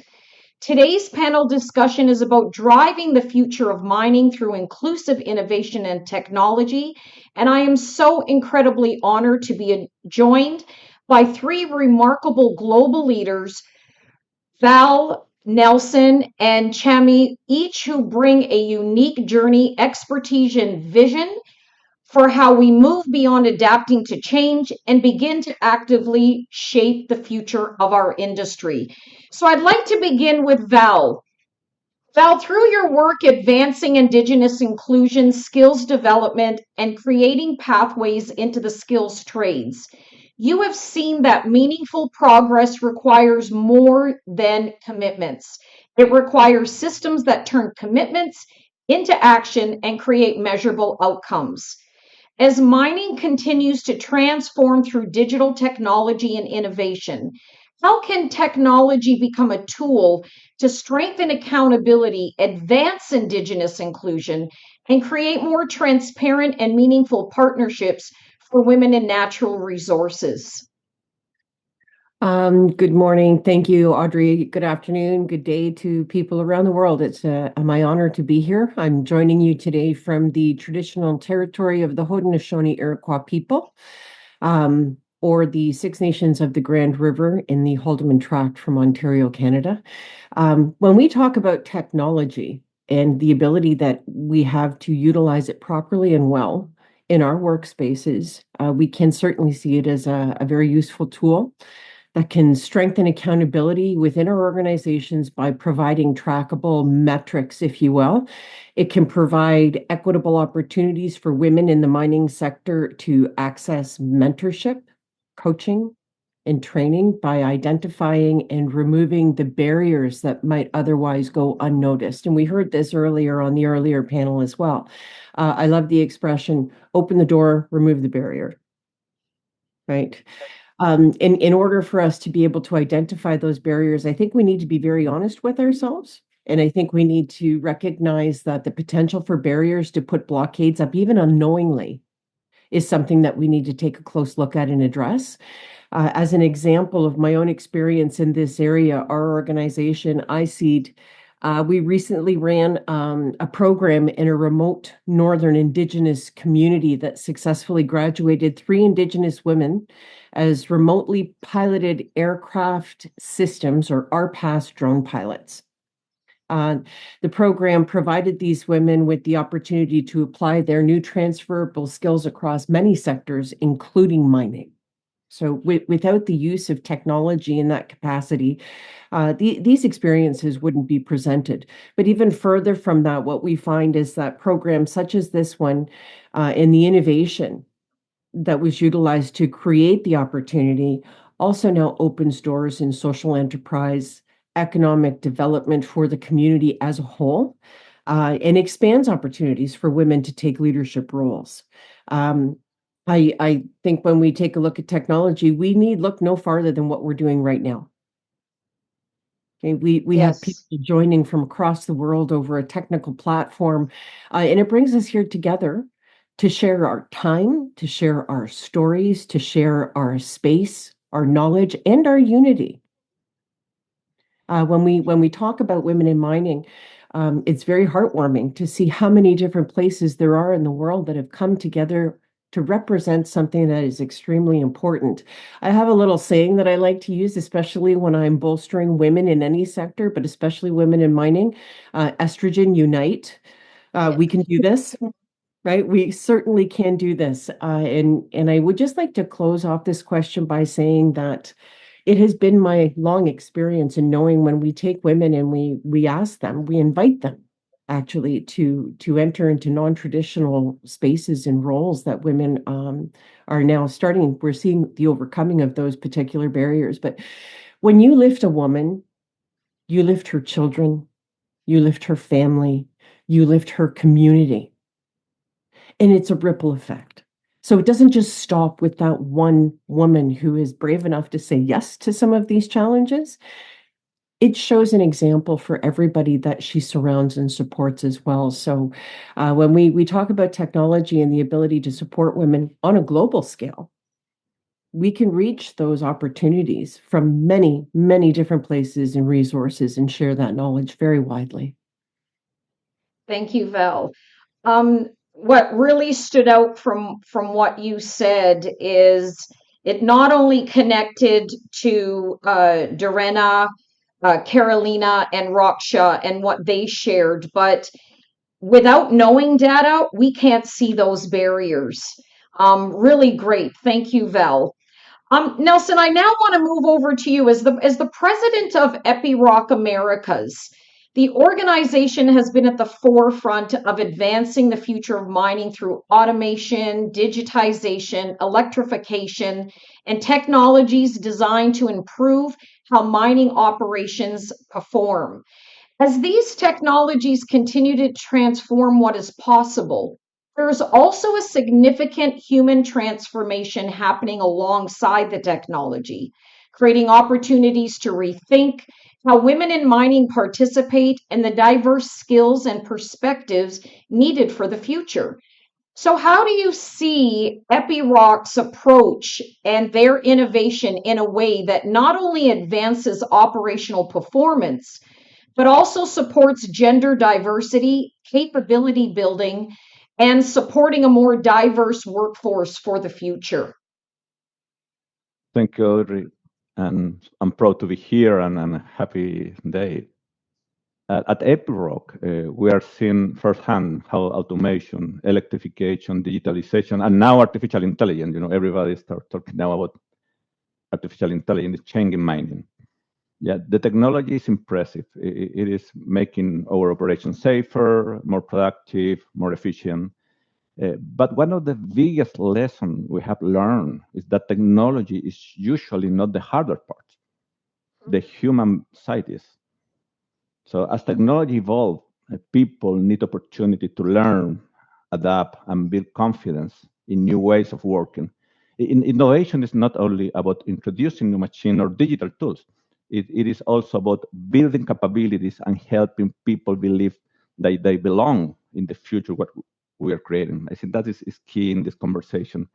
So artificial intelligence is accelerating the fourth industrial revolution faster than many of us expected. Now everything is moving so fast. But because of that, I don't think it's too early to start talking maybe about the fifth industrial revolution. I'm not sure you just start thinking on that. For me, the fifth industrial revolution means putting people back at the center. I think that is key. People back at the center again. It means asking not only how can technology improve performance, but also how can technology help people grow. I think that is key in this conversation. Women should not only participate in the future of mining, they should lead and co-create it. We need new ideas, fresh perspective, leaderships, and different ways for solving problems. So the diversity is not only about fairness, it is also about building a stronger team, making better decisions, and creating better solutions. Personally, I feel this is part of my mission. I really connected with this. So I want to contribute to building a mining industry that is more attractive, more friendly, and open to everyone, an industry where young people dream of being part of it, and where they truly feel they belong. Not because it's look good in a report, everybody's thinking in KPIs and reportability, but because it is the right thing to do, because it matters, and because the future of our industry depends on it. Technology can change mining, but people will decide what kind of future we will be. Wow. Nelson, you really hit the heart of the matter. It's like if we look at the future, people need to know they belong in that future. And for you, you could hear your purpose is ensuring that people bring the humans back into the center of everything. And I really acknowledge you for that. Thank you. Thank you. Charles, now over to you. I mean, your work experience and the organizations you run is really at the center of so much that we're seeing that's happening today. And innovation is often viewed through the lens of new technology, automation, and digital transformation. However, your work highlights that innovation also depends on creating the right conditions for people to contribute, lead, and succeed. As mining continues to evolve, what do you believe the industry needs to do differently in the way works, opportunities, and systems are designed to ensure women are not only included in innovation, but actively shaping the future of it? Thank you, Audrey, for the question. But before I jump to an answer, I just want to acknowledge that the Center for Excellence in Mining Innovation, who I work for, is headquartered in the Greater Sudbury, Ontario area, which is respectfully acknowledges that it operates in the traditional lands of the Atitmashing Anishinaabeg and the Wanapitei First Nations and Robinson-Urun Treaty of 1850 territory. The territory that I'm broadcasting from is recognized as the traditional home of the Anishinaabe people, who have been guardians and stewards of this land since time immemorial. Audrey, when I hear the question, one of the things that comes up right away is, what must we do differently? And in thinking through this question, I want to gravitate to this. In my role with SEMI and the MICA network that I run here, I spend a great deal of time working with innovators, mine operators, researchers, investors, governments, and entrepreneurs. One thing I've learned is that innovation really fails because of a lack of ideas. We have lots of ideas. The challenge is adoption. Who gets listened to? Who gets ideas funded? Who gets trusted? And also, who gets invited into the room where decisions are being made? And I think that lesson applies not only to technology, but also to people. So as I prepare for this panel, I spoke with women and men from across the mining ecosystem, and one message came through very clearly. What often remains uneven is access to opportunities, sponsorship. And I think the speaker before me mentioned sponsorships as well, networks, capital, and decision-making influence. Mining, like many other industries, operates through circles of trust. And, as human beings, we naturally gravitate towards people we know, suppliers we know, and the ideas that feel familiar. Trust is important, but sometimes, those same circles unintentionally, maybe sometimes even intentionally, prevent new voices and new ideas from being heard. And when that happens, innovation gets stifled, it suffers. So because innovation happens when assumptions are challenged, innovation happens when someone asks a question nobody else thought to ask. Innovation happens when people see opportunities and risks that others may miss, different perspectives. If everyone thinks the same way, innovation becomes very difficult. This is fundamentally a conversation about creating an industry that values different ways of thinking. Women women bring different experiences, different perspectives, and different approaches to solving problems. Those perspectives are not something we should ask people to leave at the door. They're exactly what innovation needs. Technology is helping. Things like automation, AI, digital technologies, remote operations, and data-driven decision making, they're removing barriers that existed a generation ago. Work can increasingly come to people rather than requiring people to always go to work, to where the work is. That creates opportunities for people to participate and contribute. But technology alone is not enough. We also need social innovation. We spend a lot of time talking about innovation as new technology, but innovation can also be about redesigning how we work, how we lead, how we develop talent, how we govern projects, how we create opportunities, and how we build workplaces that recognize people have different realities and responsibilities while providing pathways to leadership. In many ways, social innovation creates the conditions that allow technological innovation to succeed. We need flexible career pathways. We need transparent opportunities for advancements. We need more sponsorship, not just mentorship. And we need women leading innovation projects, investment decisions, technology deployments, and strategic decisions. Most importantly, we need to move beyond thinking about inclusion as participation. The goal is influence. Influence. The goal is ensuring that different perspectives help shape decisions, because this isn't simply about fairness, it's about competitiveness. If Canada or the industry as a whole wants to lead in the future of mining, we cannot afford to leave talent, ideas, and innovation capacity on the sidelines. So perhaps the question every leader should ask is, who is not in the room today whose perspective could improve this decision? Because the future of mining will not be determined solely by the technology we deploy, it will be determined by our ability to unlock the full potential of the people shaping those technologies. Thank you. Over to you, Audrey. Charles, thank you. What really stood out from what you shared was excellence really is possible in the questions that are being asked.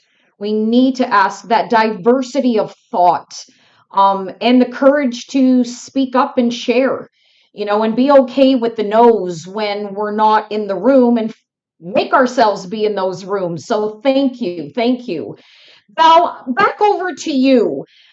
When we look at the future of mining technology, it's often discussed through automation, artificial intelligence, and operational performance. But technology also has the potential to transform how we build relationships, create access, and measure progress.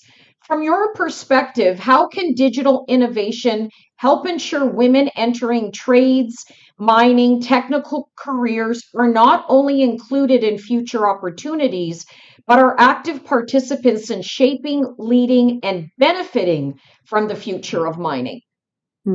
Thanks, Audrey. I think actually Jamari might have taken my answer. I didn't think I had sent him my notes, but that's okay. I'm going to follow up because we're on the same wavelength, that's for sure.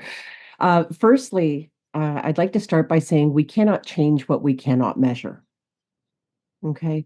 Data collection through technology actually allows us to measure outcomes, accessibility, equality, and equity with greater accuracy through an unbiased lens.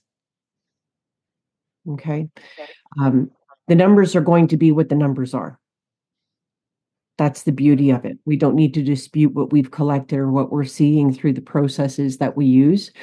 How do we even know what is actually being accomplished without a baseline of information from where we are beginning? So you can't change what you don't know.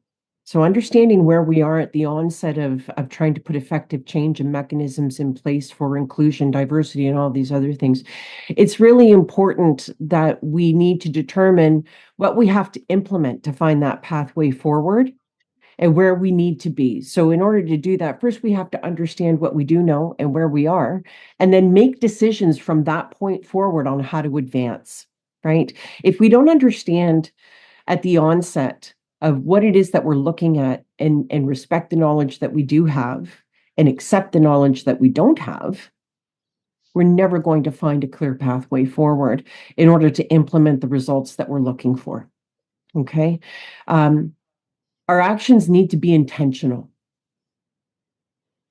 It cannot be done with bias. It's not about finger pointing. It's not about laying blame. It's about being intentional and understanding who we are as leaders in our own organizations and what we need to implement in order to accomplish a safe, welcoming workplace that is going to benefit everyone. Using digital information, we can collect this unbiased, accurate data and let it do the talking. Right? By measuring what matters most. For example, we can discover what women may want or look for within the mining industry. We can explore different roles and opportunities for women to keep them in our industries. Retention is a very key thing, and it can assist us in identifying barriers to access that. We've heard that before. Those barriers are sometimes they're actually small. But unless we actually take the time to identify what those barriers are and remove them out of the way so it doesn't become that stumbling block, we are going to continue to struggle with retention in our industries.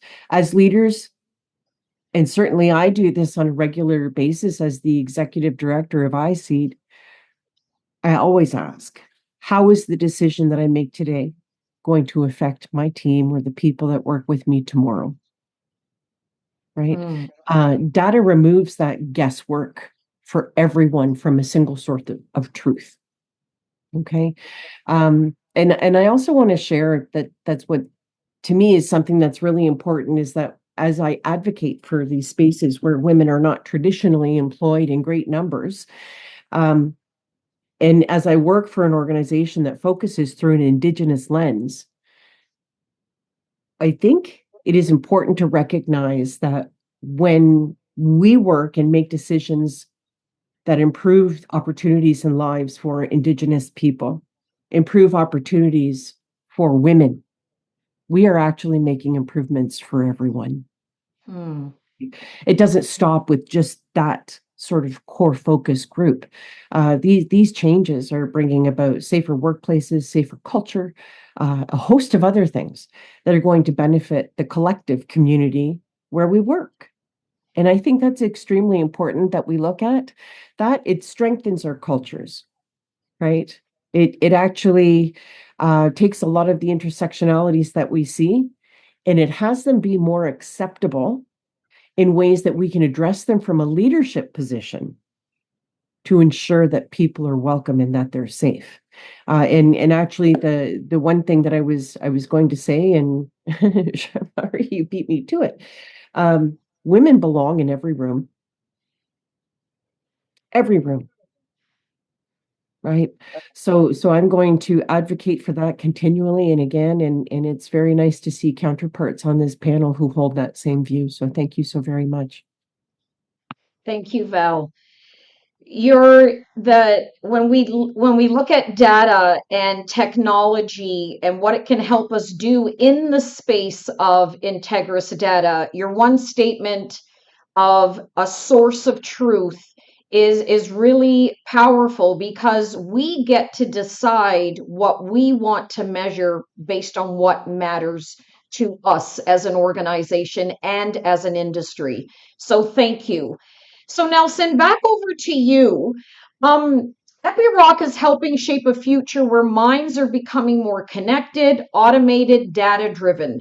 However, the success of this transformation will not only depend on how advanced the technology becomes, but how effectively people are prepared, included, and empowered through that change. As technology creates new possibilities and changes, traditional pathways into mining? What responsibility do technology leaders and mining organizations have to ensure the future of mining advances human potential and expands access for women that evolves at the same pace as technological progress?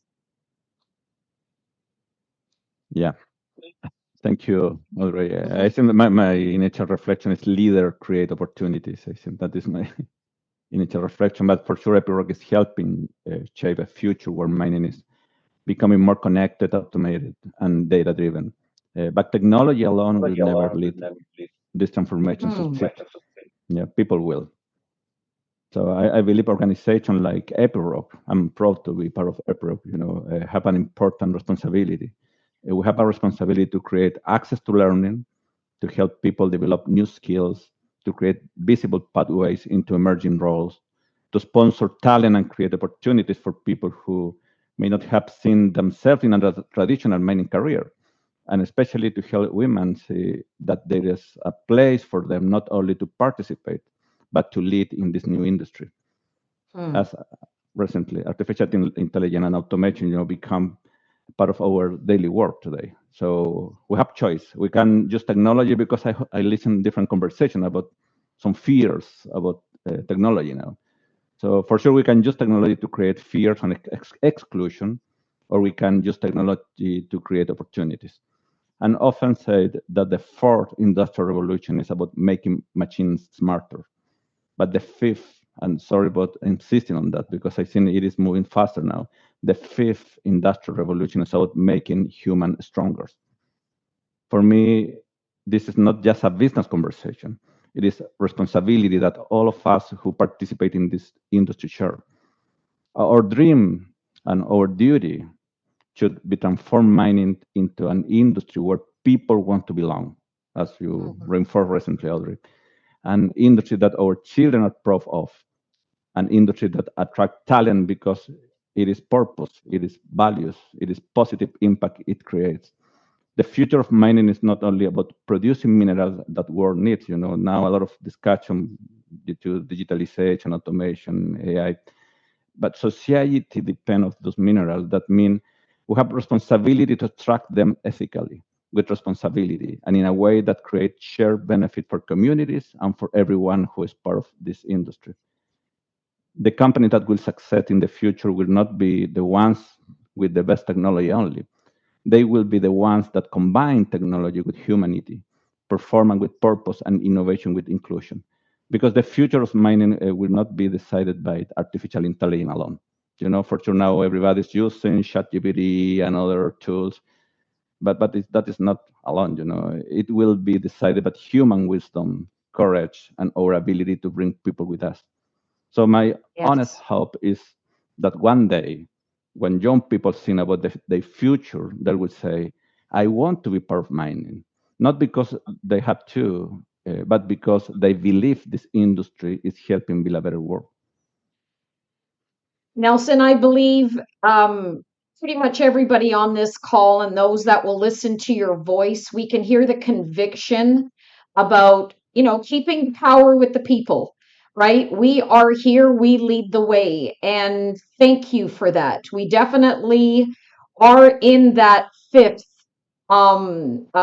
revolution, industrial revolution right now, and we've got to keep our decisions with us for the betterment of our future generation. So thank you, Nelson. Thank you.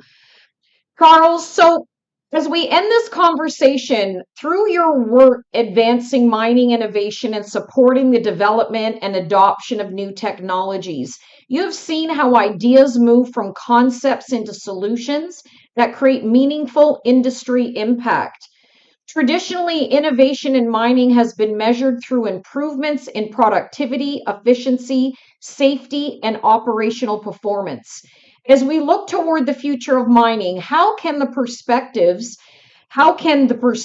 leadership, and contributions of women help expand what successful innovation means, ensuring transformation also advances workforce readiness, community impact, inclusion, and long-term sustainability? Okay, thank you. Oh, am I muted? Yes, I'm unmuted. Okay, thank you, Audrey, for that question. Just to echo back some of the things you just said, and the question is, look, traditionally, mining and innovation in mining has been measured through operational performance. So people have said more tons out the door, higher productivity, lower cost, improved safety. Great. Those metrics matter and they always will. But I believe the future of mining requires us to broaden our definition of success. And in my talking to my peers, women in mining, what I gathered from them was that, look, when we look at innovation through a broader lens, success becomes more than operational efficiency. Success becomes about building a stronger workforce. It becomes about creating economic opportunity. Success becomes about strengthening communities. Success becomes about developing technology that people actually want to adopt and support. Success becomes about ensuring that mining creates long-term value for society. And I would argue that this broader definition of innovation and success must also include that word I mentioned earlier, social innovation.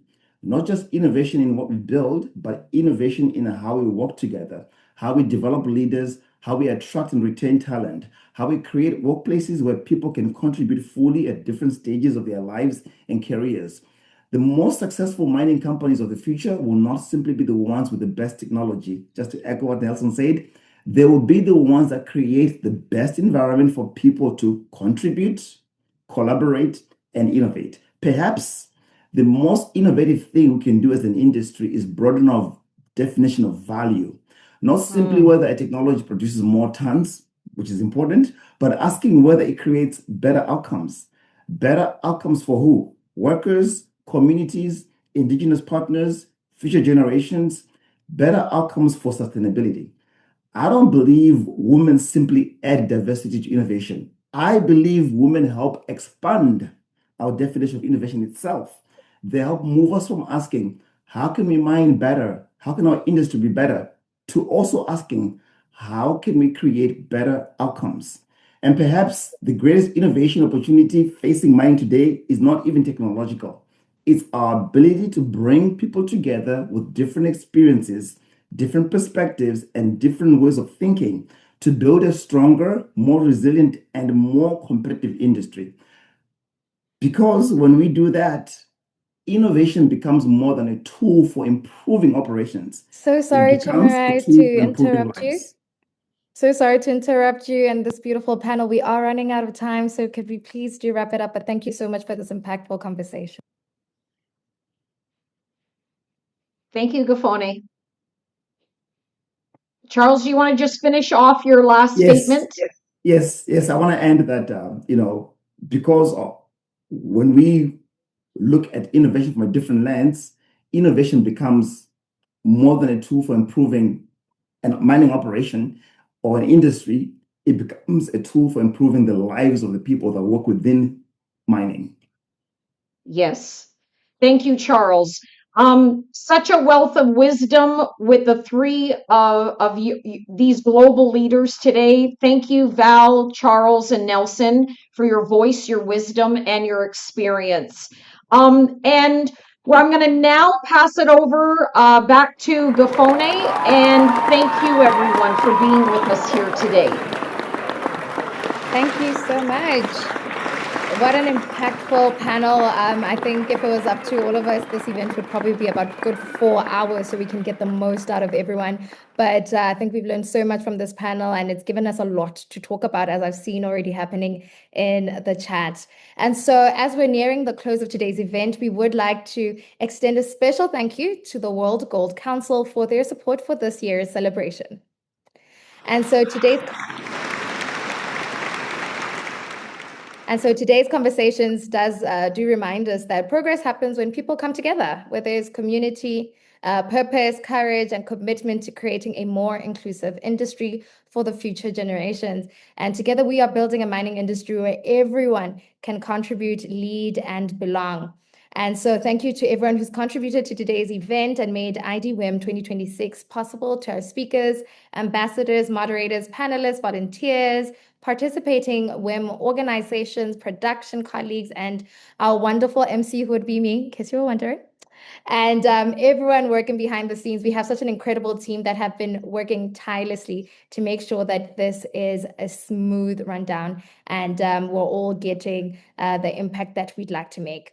And so thank you to all of you who've joined, listened, and participated and stayed with us through the program. I know it's been a good 2 hours, but I think we've gotten the most of what we could possibly get today in celebrating women in mining. And as we come to the end of today's event, I would like to invite Audrey Lemblisky and Maria Jose Rodriguez to deliver their closing reflections. Thank you, Hofaone. I am profoundly grateful to the IDWIM and WIM Alliance teams for their trust in allowing me to deliver this incredible event for 2 consecutive years. To unite over 1,000 global champions and leaders to honor the work of women in mining and our allies is a true privilege made possible only by a highly capable team. So my sincere thanks to my partner Audrey, to Barbara, Claudia, Ian, David, Maureen, and Hugo Fon as well for the stellar execution and commitment into this event. My warmest congratulations to the ambassadors, allies, and leaders who bring true passion and honest convictions to this initiative. Your incredible work and leadership serve as a powerful reminder of what is possible, motivating us to drive meaningful change and advocate for responsible mining worldwide and for future generations entering the industry. I look forward to seeing IDWIM 2027 grow even stronger, remaining deeply relatable and bringing even more people together in this vital mission. So thank you.